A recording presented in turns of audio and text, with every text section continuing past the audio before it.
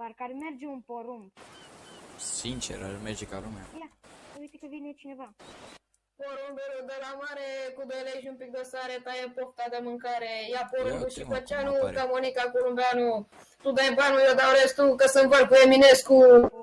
Șefule, vrei un porumb? 2 lei, Da, șefule. 2 lei. Cu asta. 2 lei? Cu sare, cu sare. Cât costă? 2 lei, 2 lei, 2 lei. 2 lei. Șefule, ia, fă-ne acolo 2 porumb fierți cu sare. E și pentru mine. 4 lei aici, șefule, 4 lei. Ia, șefule, primul porumb. Mulțumesc, șefule. Așa, că-l fac acum și pe al doilea. Mami, tati, trece gică, ia-mi o fripturică. Ia, șefule, și tu ăsta. Doar pofta să vă ia, cum a luat-o și pe soacră mea. A mâncat porumb cu sare, s-a înecat pe mare. Ia, Eu sunt Gianni Mondialul, cel dispera litoralul.